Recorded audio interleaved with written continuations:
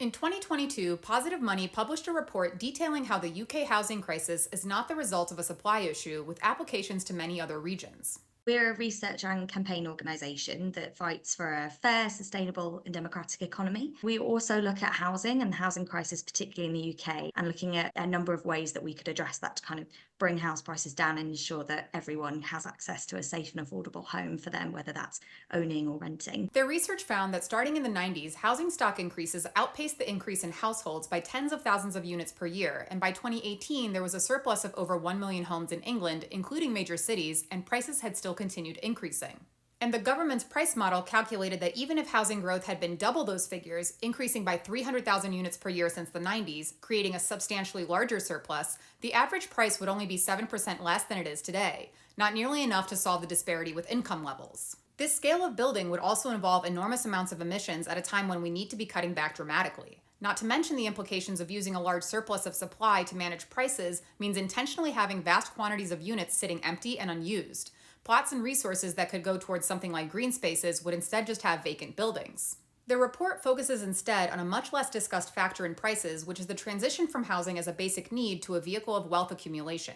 And as economist Steve Keen points out, by treating homes as an investment vehicle, increasing prices increase demand because it signals that homes are a good investment. And the reason you buy a house, unfortunately, is not just so that you got a house to live in. People are now buying houses as speculative investments.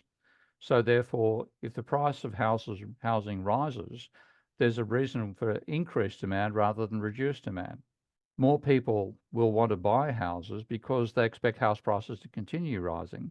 And rather than getting negative, like a downward sloping demand, you get upward sloping demand. And this plays into the role of bank lending. The money and banking system currently fuels soaring house prices. In the UK right now, about 50% of lending goes towards mortgages, and that's sort of a cycle that sort of continues and continues to see how prices grow, that sort of pricing so many people out of the market. Since bank loans create new money in the economy, the majority of which gets poured into real estate, it propels a feedback loop of inflating prices far faster than increases in income. Scaling up new construction doesn't address the issues with using property to accumulate wealth or how bank loans impact the situation. So it would be more effective to address this side of the equation rather than increasing supply. This is not to say that all new construction should stop. There are circumstances that call for it, only that on its own it's an ineffective tool for managing prices. Moving instead to housing as a basic need and away from speculative investment would help people afford the units that already exist. One way to move towards this is by limiting the way banks can lend. Well, the first thing has to be controlling bank lending because that's what actually causes it. There's an intriguing little factoid that illustrates that, which is the level of private household debt in the UK, or actually private sector debt in general in the UK. And the Bank of England has a great data series on this. From 1880 to 1980, the level of private debt to GDP in the UK never exceeded 70% of GDP. Then Maggie Thatcher deregulated housing and allowed banks to lend to housing rather than just building societies. So before 1980, only building societies could lend.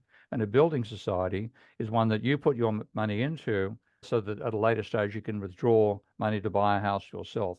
But they actually are not banks. They don't have deposit accounts. And banks were not allowed to lend for housing. So it never exceeded 70%.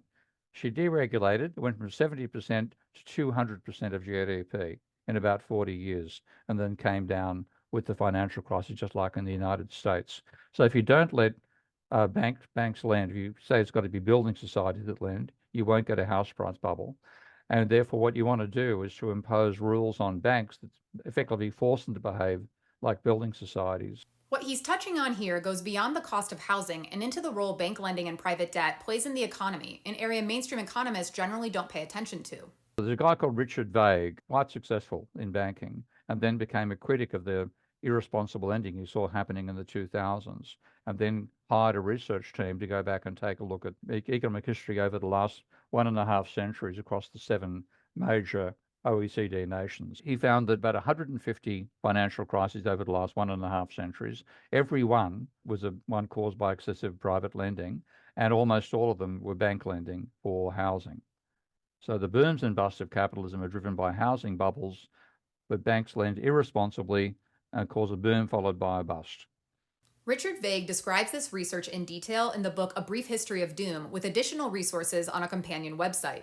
He explains that of the various types of economic crises, financial ones are not only the most damaging, but the key factor in them is runaway bank lending and massive increases in private debt.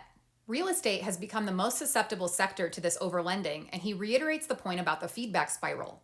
As lending in a sector increases, the value of the assets go up because the lending increases demand. This is especially true in real estate. So shifting away from speculative real estate would not only significantly improve the cost of housing to income ratio, it would also relieve the economy of one of the most fragile sources of collapse. I recommend the YouTube video from the Institute for New Economic Thinking titled "The Debt We Don't Talk About," where he discusses the issue in more depth.